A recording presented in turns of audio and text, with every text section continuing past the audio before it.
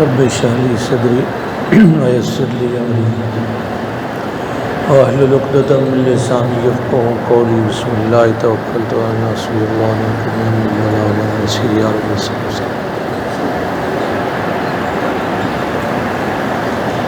الحمد لله الحمد لله رب العالمين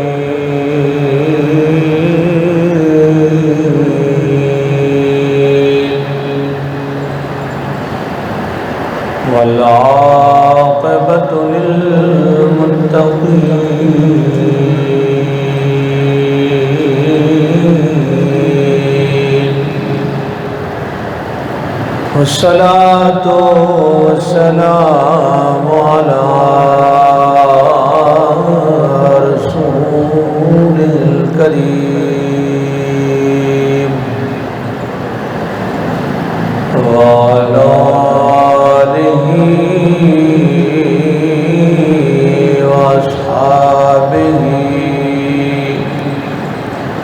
وأزواجه وذرياته وآل بيته وأولياء أمته وعلماء أهل سنته وشهداء محبته وأهل سنته أجمعين. أما بعد فأعوذ بالله من الشيطان الرجيم. بسم الله الرحمن الرحيم.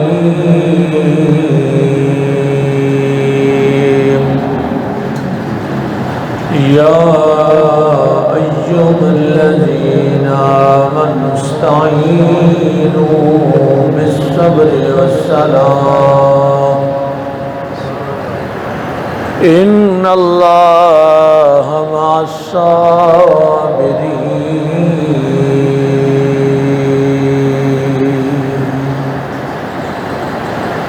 صدق الله مولانا العظيم وصدق رسوله النبي الكريم الأمين.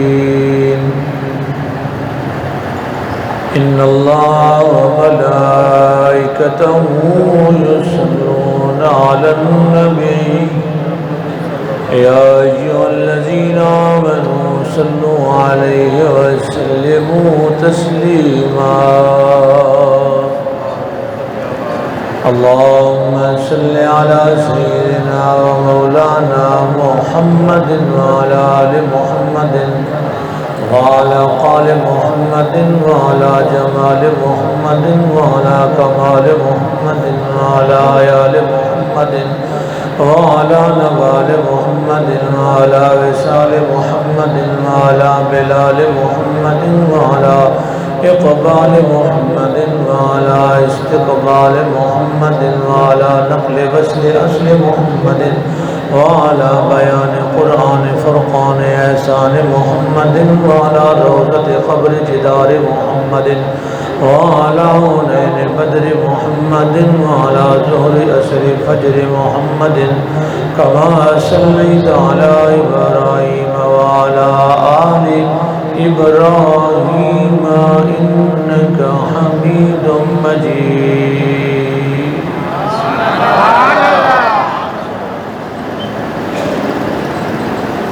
حضور سرور کائنات صلی اللہ تعالی علیہ وآلہ وآصحابہ وبارک وسلم نے درود پاک کے بارے میں ارشاد فرمایا کہ کثرت درود پاک والوں سے قیامت کے دن میں خود مصافحہ فرماؤں گا. یہ اتنی عظیم الشان حوصلہ افزا بات ہے کہ انسان کا ایمان بڑھ جاتا ہے یہ سوچ کر کہ میرے گندے ہاتھ بھی حضور کے دست مبارک میں جائیں گے.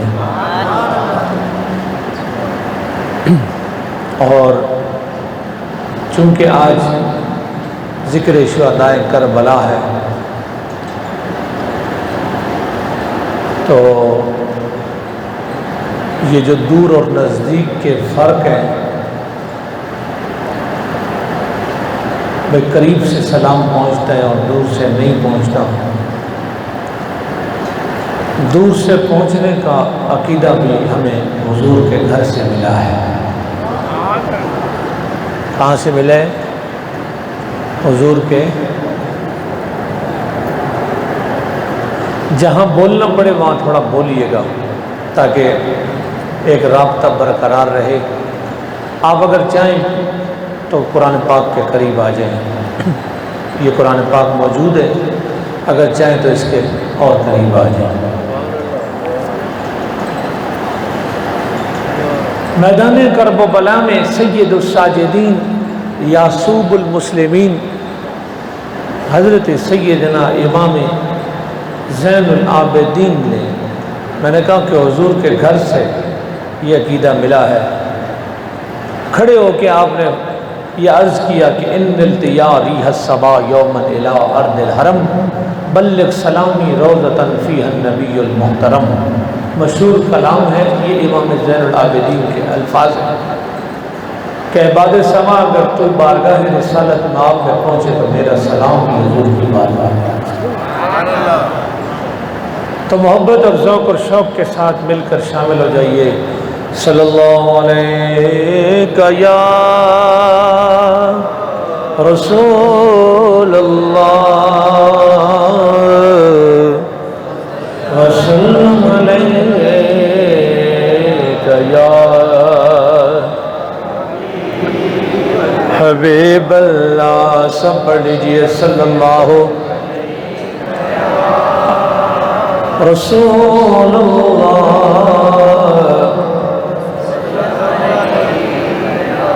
وسلم علیک یا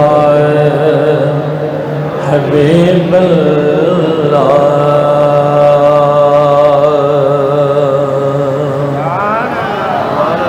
حق کی صداقتوں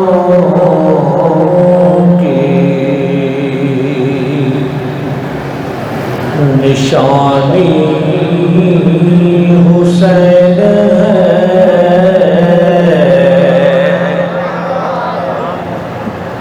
جناب امام علی مقام سے محبت کا اظہار کرنا ہے اور بلند آواز سے سبحان اللہ کہنا۔ حق کی صداقتوں کی نشانی حسین ہے اور دنیا میں انقلاب کا بانی حسین ہے۔ دنیا میں انقلاب کا بانی حسین ہے اور سحریا میں اس کے صبر کی تحریر میں پڑھوں،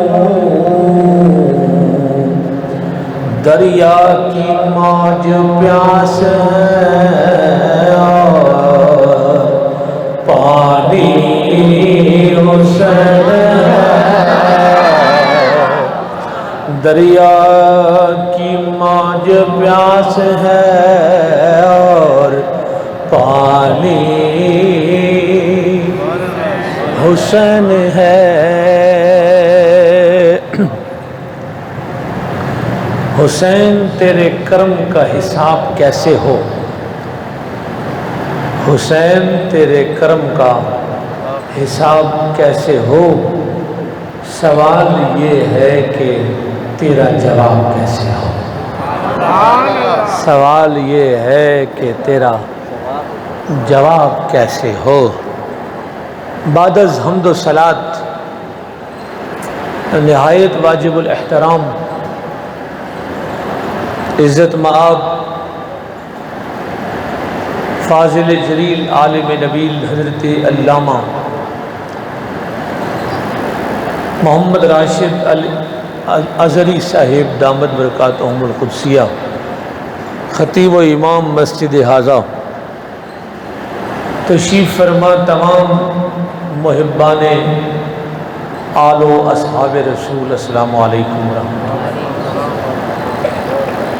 اللہ کریم کے فضل و احسان سے جامع مسجد مکہ میں ایک مرتبہ پھر عظیم الشان ذکر شہدائے کربلا کی محفل میں حاضری کا موقع ملا۔ اللہ تعالیٰ آپ کا یہ یہاں آنا، مسجد کمیٹی کا اہتمام کرنا اور میری حاضری اللہ قبول فرمائے۔ بڑے خوبصورت اور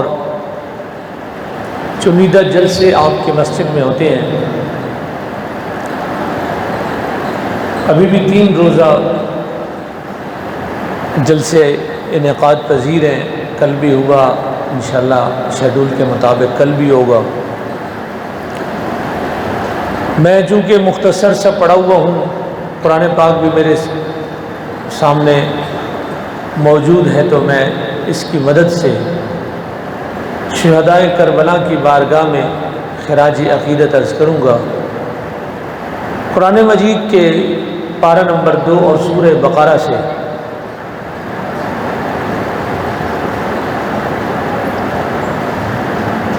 یہ میں کچھ آیتیں پڑھنا چاہ رہا ہوں۔ میرا دل چاہ رہا ہے کہ میں آیت نمبر 153 پڑھوں۔ آپ خاموش رہے تو میں کیا پڑھوں گا؟ میرا دل تو آیت نمبر 154 بھی کر رہا ہے، وہ بھی پڑھوں، لیکن اتنے ٹھنڈے ماحول میں کیسے پڑھ پاؤں گا؟ میرا دل تو کر رہا ہے کہ میں 154 نمبر بھی آیت پڑھ جاؤں، اور یہاں بات رکے نہیں، 155 نمبر بھی آیت پڑھنا چاہتا ہوں آج کے جلسے میں، اور 156 بھی کہہ رہی ہے کہ مجھے بھی پڑھ کے جانا پڑے گا، ایسے نہیں جا سکتے۔ سبحان اللہ۔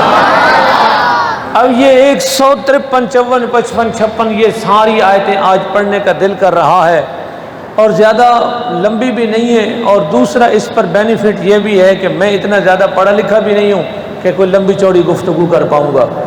آپ بس سنتے جائیں، ترجمہ سنیں۔ قرآن مجید کے اندر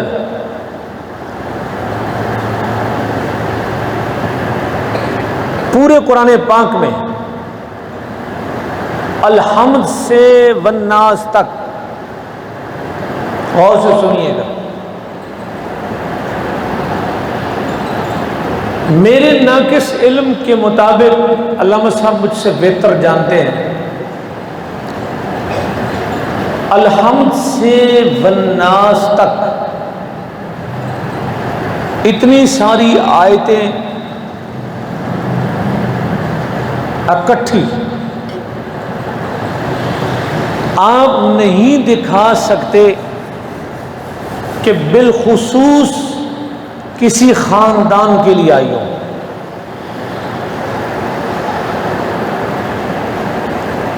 یہ جو آیتیں میں تلاوت کر رہا ہوں بالعموم تو یہ ہر مسلمان کے لیے،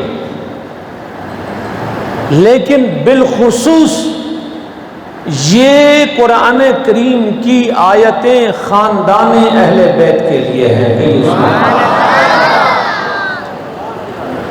چونکہ آپ اہل ایمان ہیں اور علماء کی گفتگو بھی آپ سنتے رہتے ہیں، تو اب میں جب ترجمہ کروں گا تو اس کو ٹی وی کے ترجمے کی طرح، موبائل کے ترجمے کی طرح نہیں سنیے گا، غور سے سنیے گا اور سمجھیے گا کہ ایک ایک قرآن کا لفظ خاندان رسالت مآب پہ جا کے فٹ ہو رہا ہے۔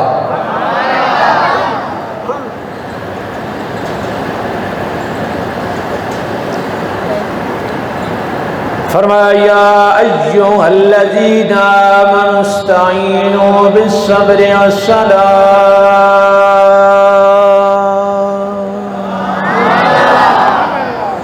ان اللہ مع الصابرین.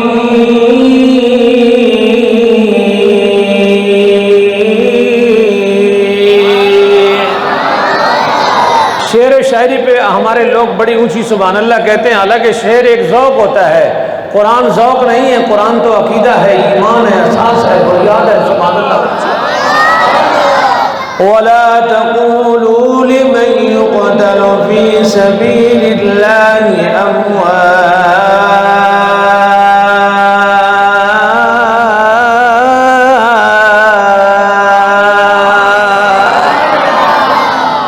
بل أحياء ولكن لا تشعرون.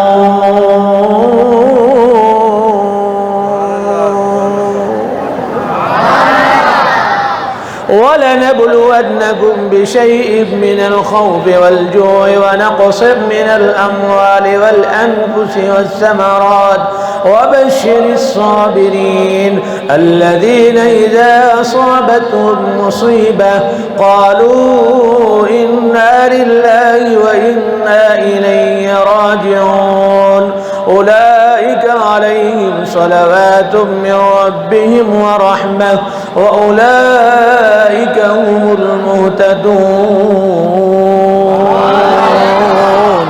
دارین کا سلطان حسین ابن علی ہے. قرآن پڑھنے پر مجھے یہ ربائی یاد آ گئی ہے. دارین کا سلطان حسین ابن علی ہے، ایک بولتا قرآن حسین ابن علی ہے. مانو کہ مسلمان کی پہچان ہے کلمہ، مانو کہ مسلمان کی پہچان ہے کلمہ، پر کلمے کی بھی پہچان حسین ابن علی ہے. فرمایا اے ایمان والو، استعینوا بالصبر والصلاۃ، نماز اور صبر سے مدد مانگو، بے شک اللہ تعالیٰ صبر کرنے والوں کے ساتھ ہے. آیت میں نے پڑھ دی، ترجمہ کر رہا ہوں. نماز اور صبر میدان کربلا میں دونوں چیزیں تھیں. میں نے کہا کہ ایک ایک آیت کے لفظ پر غور کریں گے. وَلَا تَقُولُوا لِمَن يُقْتَلُ فِي سَبِيلِ اللَّهِ أَمْوَاتٌ، انہیں مردہ مت بولو جو اللہ کی راہ میں شہید کیے جاتے ہیں. شہید دنیا بھر میں شہید ہیں، پر شہدائے کربلا کی مثال تو نہیں ملتی. سبحان اللہ. پھر فرمایا کہ بلکہ وہ زندہ ہیں، ان کی زندگی کا تمہیں شعور نہیں ہے، تم جانتے ہی نہیں. ہم ضرور تمہیں آزمائیں گے، خوف سے، بھوک سے، مال کی قلت سے، پھلوں سے، اور خوشخبری ہے صبر کرنے والوں کے لیے. میں یہ سرسری باتیں کیے جا رہا ہوں. ہم تمہیں آزمائیں گے، ہر مومن کو اللہ کا خطاب ہے، ہم تمہیں آزمائیں گے. لیکن خاندان اہل بیت کو بھوک سے بھی آزمایا گیا، خوف سے بھی آزمایا گیا، بچے لے کے بھی آزمایا گیا، رزق کی تنگی سے بھی آزمایا گیا. لیکن جو صبر کر کے دکھایا وہ سبحان اللہ. پھر فرمایا کہ بے شک جنہیں مصیبت آتی ہے وہ بس یہ کہتے ہیں کہ اللہ کے لیے آئی تھی، اللہ کی طرف لوٹ گئی. ان لوگوں پر اللہ کی طرف سے رحمتیں ہیں اور وہی لوگ ہدایت پانے والے ہیں. یہ آیتوں کا ترجمہ تھا. آپ غور سے سنا ہوگا آپ نے، ایک ایک لفظ خاندان اہل بیت پہ فٹ آ رہا ہے. اب یہاں پہلی آیت پر آ رہے ہیں کہ نماز اور صبر سے مدد مانگو. یہاں آ کر لوگ یہ کہتے ہیں کہ ہمارے عقیدے کے مطابق حضرت مولا کائنات کو ہم مشکل کشا مانتے ہیں. حضور سید عالم صلی اللہ تعالی علیہ وآلہ وسلم، ہم یہ ایمان اور عقیدہ رکھتے ہیں کہ جب کوئی غلام کو آپ کو پکارتا ہے تو آپ اس کی مدد فرماتے ہیں. فریاد امتی جو کرے حال زار میں، ممکن نہیں کہ خیر البشر کو خبر نہ ہو. اب یہاں لوگ یہ کہتے ہیں کہ اگر تمہاری مدد کرتے ہیں تو اپنے گھر والوں کی مدد کیوں نہیں کی؟ اپنے ان کے بچے تو شہید ہو گئے، مولا علی نے اپنے گھر والوں کی مشکل کشائی کیوں نہیں کی؟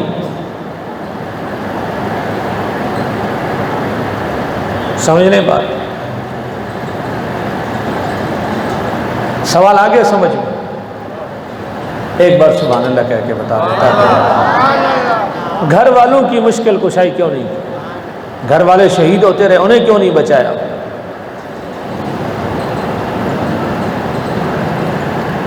کتب احادیث میں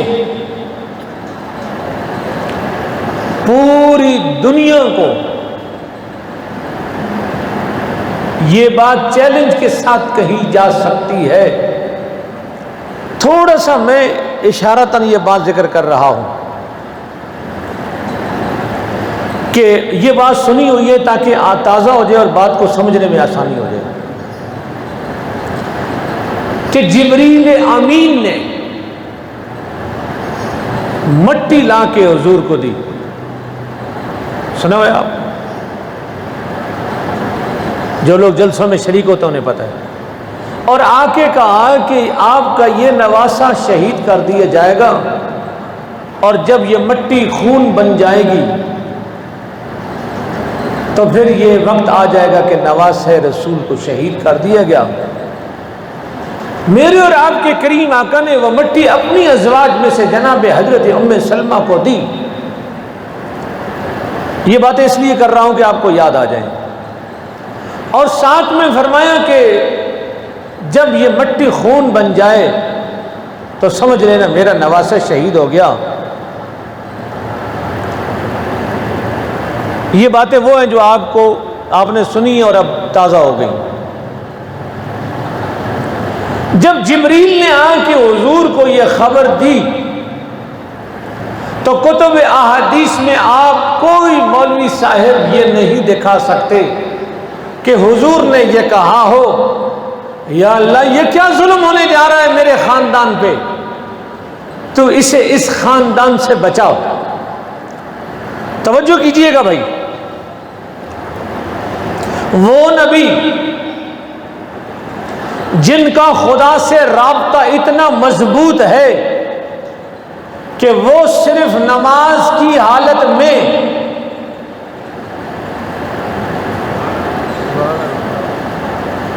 کیا بولیے یہ الفاظ، نماز کی حالت میں نماز ہو رہی ہو اور دوران نماز فقط دل میں خیال لائیں اور چہرہ یوں اٹھا دیں، آواز آنی چاہیے سبحان اللہ اہل ذوق کی، چہرہ علامہ صاحب قد نرا تقلب وجهک فی السماء، یہ سامنے الفاظ ہیں بالکل کہ تحقیق ہم تیرے چہرے کو آسمان کی جانب اٹھتا ہوا دیکھ رہے ہیں۔ میں یہاں ایک خوبصورت بات اور بھی عرض کرنا چاہتا ہوں، حضرات گرامی قدر، یہاں مجھے ایک نقطہ یاد آ رہا ہے۔ خالق کائنات نے ارشاد فرمایا کہ قد نرا تقلب وجهک فی السماء، ہم آپ کے چہرے کو آسمان کی جانب اٹھتا ہوا دیکھ رہے ہیں۔ یہاں آپ کو یہ معلوم ہے کہ حضور کا چہرہ مبارک قبلے کے لیے آسمان کی جانب متوجہ ہوا، رخ انور زیبائے والضحا، آسمان کو نور بخشنے کے لیے آسمان کی جانب اٹھا کہ رخ زیبائے والضحا، وہ چشم مازاق اٹھی، آسمان نے نظارہ کیا۔ آسمان گر تیرے تلووں کا نظارہ کرتا تو روز ایک چاند تصدق میں اتارا کرتا۔ بھائی توجہ کیجئے، یہاں عرض کر رہا ہوں، یہاں ایکو ساؤنڈ بھی لگا ہوا ہے، انتظام بھی ہوئے ہوئے ہیں۔ آج سر شام کسی نے آ کر امام صاحب سے پوچھا، حضرت امام صاحب یہ ساؤنڈ کیوں لگا ہوا ہے، یہ معمول کے خلاف ہے۔ انہوں نے کہا جناب محترم شانی بھائی نے یہ لگوایا ہے۔ حضرت یہ لگوانے کی وجہ کیا ہے؟ جواب یہ ہے کہ آج محفل مسجد پاک میں محفل ذکر شہدائے کربلا ہے جناب، بہت اچھی بات ہے، کل بھی لگا ہوا ہے۔ اگر یہ ساؤنڈ اور یہ انتظام، یہ کرسی، یہ ڈائس لگا ہوتا ہے 12 13 14 محرم الحرام کو، پوچھنے والا پوچھتا ہے کہ بھائی یہ کیوں یہاں رکھا ہوا ہے؟ جواب یہ ہے کہ ذکر شہدائے کربلا کی محفل ہونی۔ کہا وہ تو ہو چکی، اب یہ کیوں؟ اب اس کا یہاں مقصد تو کوئی نہیں۔ معلوم یہ ہوا کہ جب کسی چیز کا مقصد پورا ہو جائے تو اسے سمیٹ دیا جاتا ہے۔ اب یہاں آپ حضرت امام صاحب قبلہ سے پوچھئے گا، یہ عربی گرامر کے بھی بہت ماہر ہیں، عربی بولنے کا بھی ان کا ثانی پورے شہر میں نہیں ہے، یہ آپ سب جانتے ہیں۔ آپ ان سے پوچھیں گے، میں تو فقط ایک طالب علم ہوں۔ قد نرا، یہاں لفظ ہے نرا، نرا فعل مضارع ہے۔ فعل مضارع عربی میں دو زمانوں کو دلالت کرتا ہے، ایک حال اور ایک مستقبل۔ رب کائنات فرماتے ہیں ہم تیرے چہرے کو دیکھ رہے ہیں، یہ نہیں فرمایا کہ دیکھیں گے۔ قد نرا، ہم دیکھ رہے ہیں۔ مالک و مولا، چہرہ ایک مرتبہ اٹھا تھا جب آسمان کی طرف، اس وقت قبلہ بدل نہ تھا، جب قبلہ بدل گیا چہرہ بھی نیچے آ گیا، لیکن قرآن قیامت تک یہ الفاظ کہہ رہا ہے قد نرا، ہم دیکھ رہے ہیں۔ مالک ابھی تک دیکھ رہا ہے تو یا رسول اللہ، تو ابھی تک دیکھ رہا ہے؟ قرآن پڑھیے نا۔ حضرت نرا کا معنی یہی ہے نا کہ ہم، مالک اب کیوں دیکھ رہا ہے؟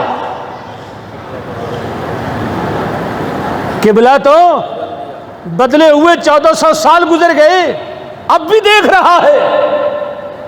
بس مختصر سا جواب ملا ہے، اتنی خاموشی میں دے نہیں سکتا، ذرا سبحان اللہ۔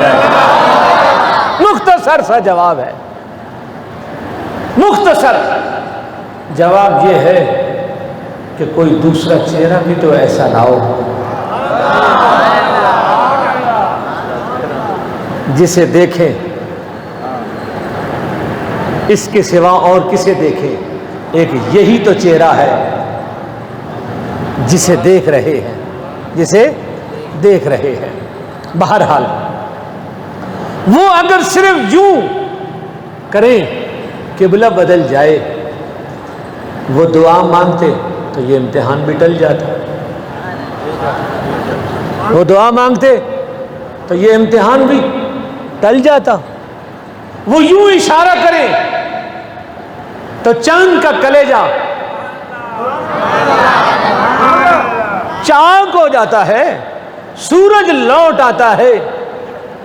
لیکن ایک بات یاد رکھیے گا حضرات، کہیں ہوتی ہے کرامت، کہیں معجزے اور کہیں استقامت۔ حضور نے یہ نہیں کہا یا اللہ ان کو بچا لے، حضور کی دعا ہے یا اللہ میرے اس لال کو اس میدان میں ثابت قدم۔ کیا استقامت؟ پھر دیکھ لو ایسی استقامت کہ 61 ہجری میں یہ واقعہ ہوا۔ کون سی؟ 1445 ہے۔ لوگ اپنے دکھ بھول جاتے ہیں، لیکن جب بھی محرم الحرام آتا ہے شہدائے کربلا کی یاد تازہ ہو جاتی ہے۔ تو کبھی امتحان کے لیے دعا کی جاتی ہے کہ امتحان میں ثابت قدم رکھ۔ لہذا پھر فرمایا کہ وَلَا تَقُولُوا لِمَنْ يُقْتَلُ فِي سَبِيلِ اللَّهِ أَمْوَاتٌ، انہیں مردہ بولیے بولیے مردہ نہ کہو۔ کیوں؟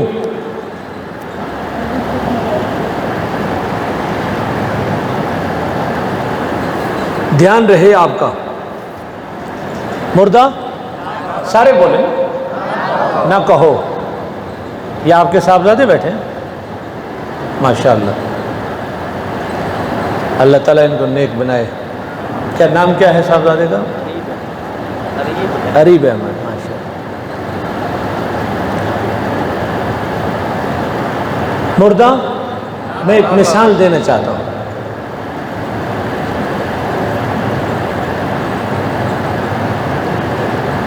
ہو سکتا ہے کہنے پہ پابندی ہو سکتا ہے کہنے پہ پابندی ہو.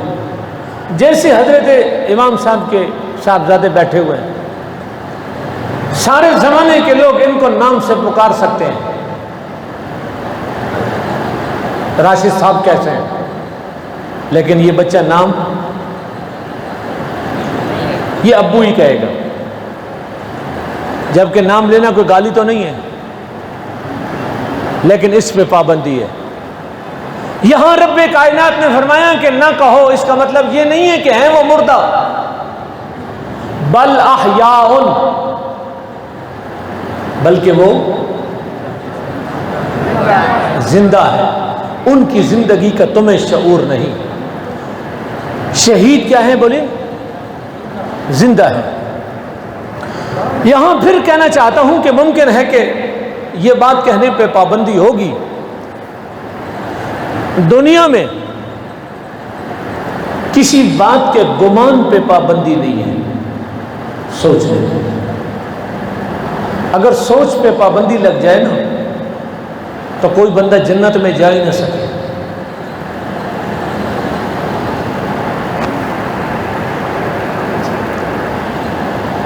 کیسے کیسے خیالات آتے ہیں، کیسے کیسے تصورات آتے ہیں. ان وسوسوں کی وجہ سے کئی ہمارے نوجوان نماز چھوڑ جاتے ہیں. مجھے گندے بہت خیال آتے ہیں، اس لیے نماز نہیں پڑھتا ہوں. حضرت علامہ شفیع کاڑوی رحمۃ اللہ تعالی علیہ سے کسی نوجوان نے آ کر کہا کہ پہلے میں عقید اہل سنت پر تھا، مجھے وسوسے بہت آتے تھے، اب میں ادھر ہو گیا ہوں، اب وسوسے نہیں آتے ہیں، یعنی کہ میں اب ٹھیک ہو گیا ہوں. آپ نے فرمایا کہ پتہ نہیں تو ٹھیک ہوا ہے یا غلط ہوا، ہم تو اتنا جانتے ہیں کہ چور اس گھر میں آتے ہیں جہاں مال ہوتا ہے. جسے سمجھ آ گئی سبحان اللہ کہ چور اسی گھر میں آتے ہیں جہاں مال ہوتا ہے. جب گھر ہی خالی ہو ادھر کیا کرنا ہے؟ شیطان نے جو کرنا تھا وہ کر لیا. شیطان نے جو کرنا تھا. کیا کہہ رہے ہو؟ ادھر آؤ. کیا کہہ رہے؟ اچھا ٹڈا بیٹھا ہوا ہے.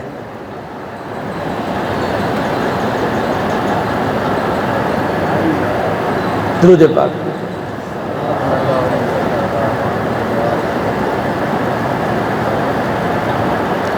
اس بچے کے محبت پر میں ایک شعر سنانا چاہتا ہوں. کوئی تو ہے جو میرا خیال کرتا ہے،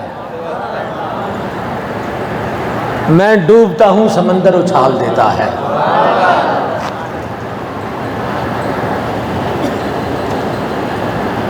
دروشی بڑے نام سے. تو گمان پہ وسوسے پہ کوئی پابندی نہیں ہے. اس کی آزمائش ہوئی ایک بار حضور کی بارگاہ میں. یہ اسی پہ وسوسوں پہ حضرت مولا کائنات نے کہا کہ یا رسول اللہ میں 2 رکعت پڑھوں گا اور بغیر وسوسے بغیر خیالات کے پاک پڑھ کے دکھاتا ہوں آپ کو. میرے کریم نے فرمایا علی ہو نہیں سکتا پھر بھی آزما لے. ہو نہیں سکتا پھر بھی آزما لے. حضرت مولا کائنات نماز ادا کرنے کے لیے تشریف لے گئے. 2 گانا نماز پڑھی. نماز پڑھنے کے بعد حضور نے پوچھا علی کیا بات ہے، کوئی آیا وسوسہ خیال؟ جی یا رسول اللہ کوئی خیال نہیں آیا. 2 باتیں حضور نے فرمائی. حضور نے فرمایا علی یہ بھی خیال نہیں آیا کہ جا کے حضور کو بتاؤں گا کہ مجھے خیال نہیں آیا. جسے سمجھ آئی ہے وہ سبحان اللہ کہے. یہ خیال نہیں آیا تجھے. دوسرا یہ بھی خیال نہیں آیا کہ یہ ایک شامی جبہ رکھا ہوا ہے، جا کے حضور سے کہوں گا یہ مجھے دے دیں. فریاد امتی کرے جو حال زار میں، ممکن نہیں کہ خیر البشر کو خبر. اللہ اکبر. گمان پہ پابندی نہیں، کوئی پابندی نہیں ہے. آپ جو بھی چاہیں گمان کر سکتے ہیں، لیکن صرف ایک بات ہے دنیا میں، جس کے گمان پہ پابندی ہے. کہیے سبحان اللہ. چوتھا پارہ میں آپ کے سامنے کھول رہا ہوں. کون سا؟ یہ چوتھے پارے کی آیت مجھے مل گئی ہے. فرمایا وَلَا تَحْسَبَنَّ الَّذِينَ قُتِلُوا فِي سَبِيلِ اللَّهِ أَمْوَاتًا. ان لوگوں کو مردہ گمان بھی مت کرو. ان لوگوں کو مردہ گمان بھی مت کرو جو اللہ کی راہ میں شہید کیے جاتے ہیں. بل احیاء عند ربہم یرزقون. بلکہ وہ زندہ ہیں اور ان کو رزق بھی دیا جاتا ہے. بلکہ وہ زندہ ہیں اور ان کو عند ربہم یرزقون. ان کو رب کی بارگاہ سے کیا دیا جاتا ہے؟ رزق بھی دیا جاتا ہے. پھر آگے فرمایا کہ فرحین بما آتاہم اللہ. اور جو اللہ ان کو دے رہا ہے وہ لے کے خوش بھی ہو رہے ہیں. وہ لے کے خوش بھی ہو رہے ہیں. حضرات گرامی قدر، قرآن کریم کی یہ تو آیات مبارکہ آپ کے سامنے تلاوت کی ہے. پھر اگلی آیت جس میں فرمایا گیا کہ وَلَنَبْلُوَنَّكُمْ بِشَيْءٍ مِّنَ الْخَوْفِ وَالْجُوعِ وَنَقْصٍ مِّنَ الْأَمْوَالِ. ہم تمہیں ضرور آزمائیں گے. یہ مومنوں سے خطاب ہے. کس سے؟ مومنوں سے. یہاں ایک بات بڑی توجہ طلب ہے کہ ہم تمہیں ضرور آزمائیں. کبھی مال کی تنگی سے، بھوک سے، پھلوں سے، بہت ساری چیزیں. ایک بات ضروری سمجھتا ہوں، یہ آپ تک بھی پہنچانی ہے اور آپ کے گھر تک بھی پہنچانی ہے. یہ امانت ہے آپ کے پاس، گھر لے کے جائیں گے یہ بات. رب نے کیا فرمایا کہ ہم تمہیں ضرور آزمائیں.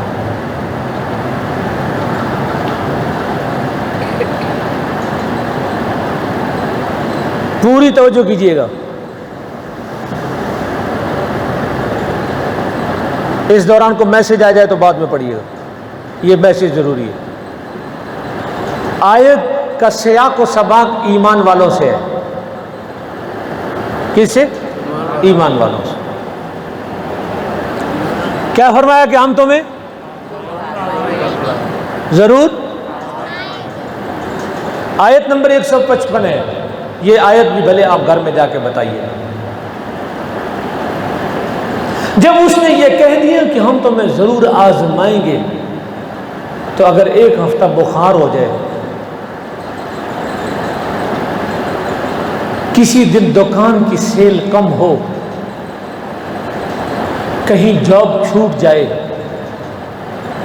یا جاب کے لگنے میں دیر ہو رہی ہے، اولاد کے ہونے میں تاخیر ہو رہی ہے، بچے پیدا ہو کے مر جاتے ہیں، زندگی کی تنگیاں ساری، تو یہ میرے ہاتھ جوڑ کے عرض کر رہا ہوں، خواہ مخواہ استخارے کرانے مت پہنچ جایا کرو.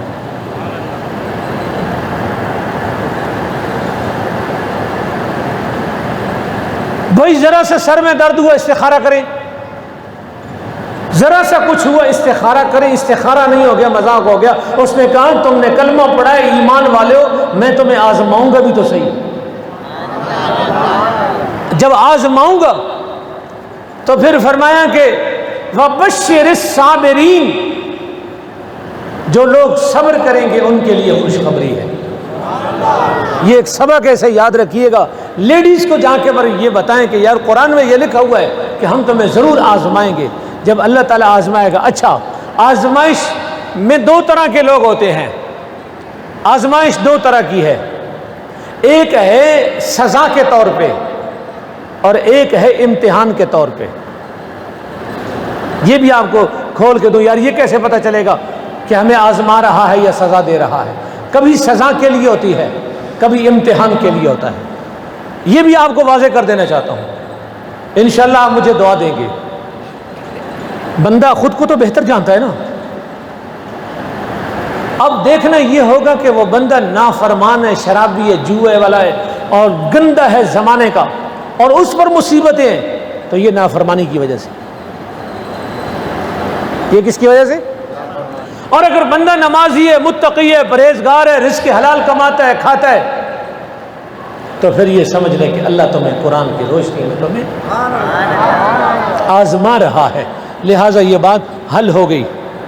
حضرات گرامی قدر، آپ کی نہایت توجہ چاہتے ہوئے بس میں گفتگو کو تمام کرنے جا رہا ہوں۔ ذکر شہدائے کربلا، شہید سارے زندہ، پر کبھی سوچا کہ شہید زندہ کیسے ہوتا ہے؟ مرتے تو اور لوگ بھی ہیں، شہید کیوں زندہ ہے؟ اس لیے کہ اس نے کلمہ پڑھا ہے، اس نے اللہ کا نام لیا، رسول اللہ کا نام لیا، لا الہ الا اللہ محمد الرسول اللہ پڑھ کے وہ بندہ مرنے کے بعد بھی میدان عمل میں جا کے لڑ کے وہ کیا ہو گیا؟ شہید۔ شہید ہونے کے بعد وہ کیا ہو گیا؟ زندہ۔ اب مجھے نہیں سمجھ آتی کہ لوگ نبی کی موت و حیات پر کیسے بحث و مباحثہ اور مناظرے کرتے ہیں، حالانکہ کسی شہید کو زندگی ملی ہے تو وہ تو نبی کی وجہ سے ملی ہے، وہ جو زندگی ملی ہے تو نبی کی وجہ سے ملی ہے۔ اور یہاں آپ جانتے ہیں، میں ایک آسان لفظوں میں کر کے دینا چاہتا ہوں کہ امام علی مقام خاندان اہل بیت امام حسین رضی اللہ تعالی عنہ، آپ شہید کرب و بلا ہیں، آپ زندہ ہیں۔ حضرت علی اصغر آپ زندہ ہیں، حضرت علی اکبر آپ زندہ ہیں، جناب قاسم بھی زندہ ہے، اونو محمد بھی زندہ ہے، جناب حضرت سیدنا حور بھی زندہ ہے، حضرت عباس بھی غازی علمدار بھی زندہ ہے۔ الغرض کے جو میدان کربلا میں شہید ہوئے وہ سارے زندہ ہیں۔ یہی نہیں بلکہ میدان احد میں ہونے والے شہید بھی زندہ ہیں، اور یہی نہیں بدر کے میدان میں ہونے والے شہید بھی زندہ ہیں، یہی نہیں جتنے اور بھی جناب والا احد کے اندر اور دیگر غزوات میں شہید ہوئے وہ سارے زندہ ہیں۔ آج بھی جو اسلام کے نام پہ لڑ کے دنیا سے جاتا ہے وہ بھی شہید ہے، قرآن کی روشنی میں وہ بھی زندہ ہے۔ اس کا مطلب یہ ہے کہ آج جو اس دور میں شہید ہو اسے بھی مردہ نہیں کہہ سکتے۔ اور جناب حضرت امام علی مقام اور 72 جنگ وہ جو میدان کربلا میں شہید ہوئے، قرآن کی روشنی میں وَلَا تَقُولُوا لِمَن يُقْتَلُ فِي سَبِيلِ اللَّهِ اموات کی روشنی میں انہیں بھی مردہ نہیں کہہ سکتے۔ جب انہیں مردہ نہیں کہہ سکتے تو جناب والا شہدائے احد کو بھی جناب سید الشہداء ام رسول جناب امیر حمزہ کو بھی مردہ نہیں کہہ سکتے۔ اور پھر اس کے بعد شہید مدینہ جناب حضرت سیدنا عثمان غنی کو بھی مردہ نہیں کہہ سکتے، اور شہید مسلح پیغمبر جانشین مصطفیٰ اور مراد قلب رسول جناب فاروق اعظم کو بھی مردہ نہیں کہہ سکتے، مولا علی شیر خدا کو بھی مردہ نہیں کہہ سکتے۔ سوچو تو صحیح، ان کو جو زندگی کا انعام ملا یہ کہاں سے ملا؟ ان کو انعام ملا ہے بارگاہ رسالت معاب سے، یہ انعام ملا۔ جب امتیوں کو مردہ نہیں کہہ سکتے تو پھر نبی کو کیسے مردہ کہہ سکتے ہو؟ سوچو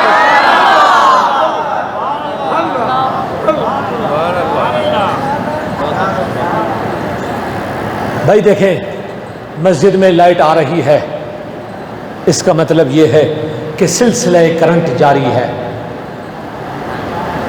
سلسلہ کرنٹ جاری ہے۔ اس مسجد کے اندر لائٹ کا آنا یہ بتا رہا ہے کہ محلے کے ٹرانسفارمر میں لائٹ ہے، اور خدا کرے ہو۔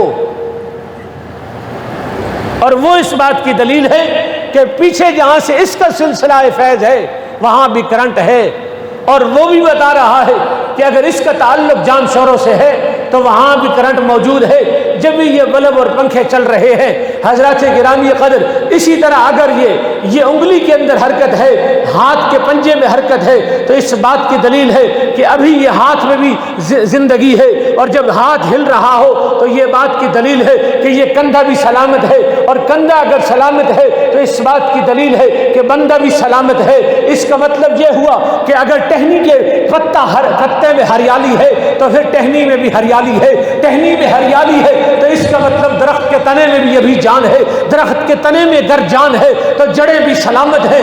اگر یہ تین مثالیں آپ سمجھ گئے ہیں تو پھر سمجھیے گا کہ اگر میدان کرب و بلا میں جناب حضرت امام علی اکبر زندہ ہے تو اس کا مطلب یہ ہے کہ علی اکبر جز ہے امام حسین کا، امام حسین بھی زندہ ہے، حسین جز ہے سیدہ فاطمہ الزہرا کا، فاطمہ الزہرا بھی زندہ ہے اور فاطمہ الزہرا کا زندہ ہے تو پھر فاطمہ جز ہے جناب محمد رسول اللہ کا۔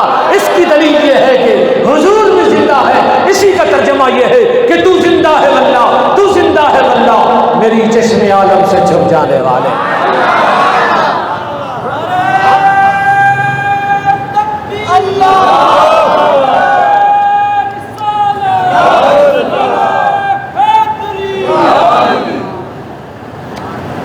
حضور نے فرمایا کہ جس نے میری آل سے محبت کی دنیا سے توبہ کر کے جائے گا، یعنی توبہ کے بغیر دنیا سے نہیں جائے گا، توبہ کی توفیق نصیب ہوگی، ایمان دنیا سے سلامت لے کے چلا جائے گا، قبر کی روشنی ہوگی، قبر کی۔ ہمارے عقیدے کا حسن یہ ہے کہ ہم حضور کی آل سے بھی پیار کرتے ہیں، حضور کے اصحاب سے بھی پیار کرتے ہیں۔ میرا دل خوش ہوا علامہ صاحب جناب حضرت صدیق اکبر اور جناب فاروق اعظم کی بات کر رہے تھے۔ حضرات یہی ہماری محفل کا حسن ہے کہ ہم یک طرفہ والے نہیں ہیں۔ بے دم یہی پانچ تو ہیں مقصود کائنات، خیر النساء حسین و حسن مصطفیٰ علی۔ بے دم یہی پانچ تو ہیں۔ بس جی آخری لمحات ہیں گفتگو کے، ایک بار درود پاک پڑھیں۔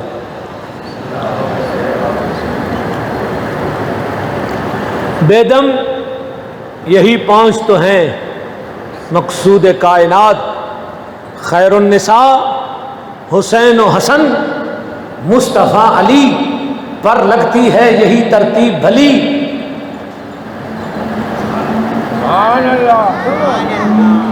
لگتی ہے یہی ترتیب بھلی، ابو بکرو عمرو عثمانو،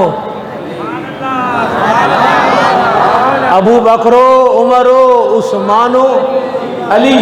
لیکن آج کے اس دن مشورہ یہی ہے کہ نمازیں پڑھے جا، اذانیں دیے جا، رو رو کے سجدوں پہ سجدے کیے جا، نمازیں پڑھے جا، اذانیں دیے جا، رو رو کے سجدوں پہ سجدے کیے جا، نمازیں اسی کی، اذانیں اسی کی، جسے پنجتن کا گھرانہ ملا ہے، نمازیں اسی کی، اذانیں اسی کی، جسے پنجتن کا گھرانہ ملا ہے۔ سرتاب قدم تن سلطان زمن پھول، لب پھول دان پھول زمن پھول بدن پھول، واللہ جو مل جائے میرے گل کا پسینہ،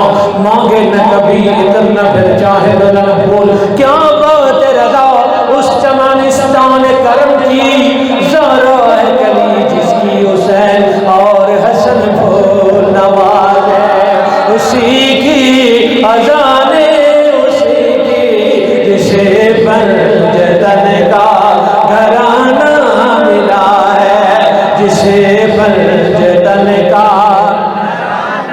آؤ در زہرا پر پھیلائے ہوئے دامن، یہ نسل کریموں کی لجپال گھرانہ ہے، نماز ہے اسی کی، اذانیں اسی کی، جسے پنجتن کا۔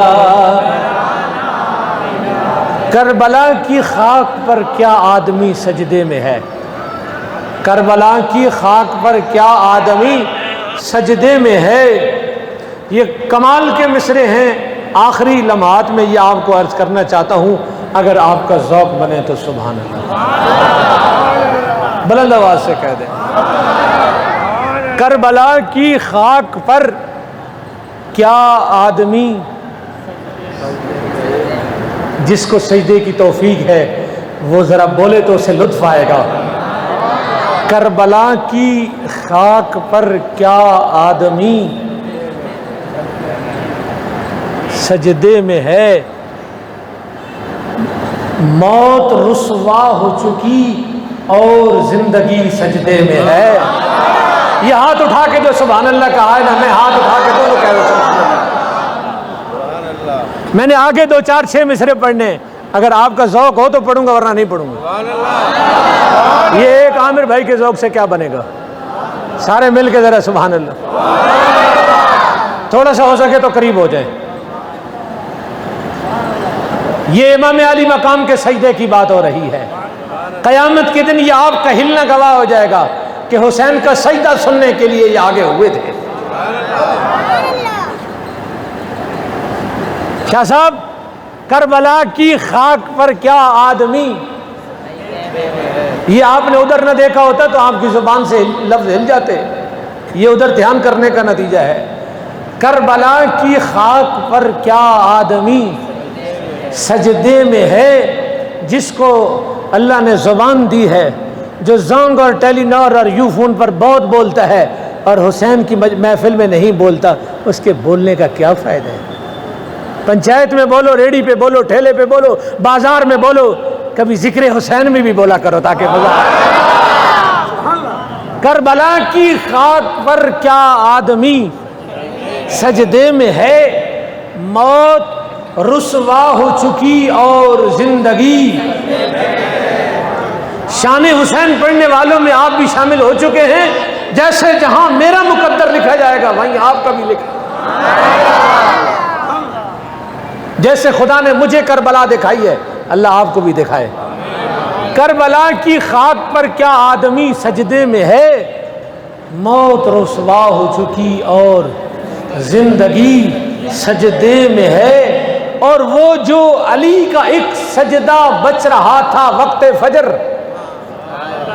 21 رمضان اگر یاد ہے تو، وہ علی کا 21 رمضان، سلطان یہ دیکھیں میں کہاں لے کے جا رہا ہوں، وہ علی کا جو ایک سجدہ بچ رہا تھا وقت فجر، فاطمہ کا لال شاید اب اسی سجدے میں ہے، فاطمہ کا لال شاید اب اسی سجدے میں ہے۔ اور اب یہ دونوں ہاتھوں کو ایسے کرنا ہے جیسے میں نے آپ کو بتانا ہے۔ اے ابن زہرا، تیری اس شان عبادت کو سلام،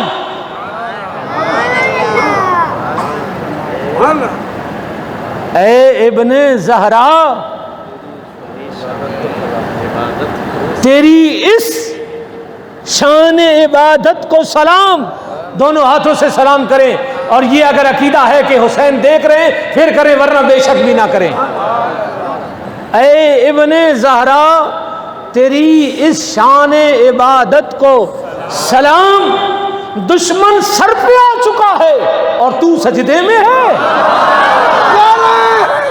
یا علی، دشمن سر پہ آ چکا اور تو سجدے میں ہے۔ کون جانے، کون سمجھے، کون سمجھائے نصیر،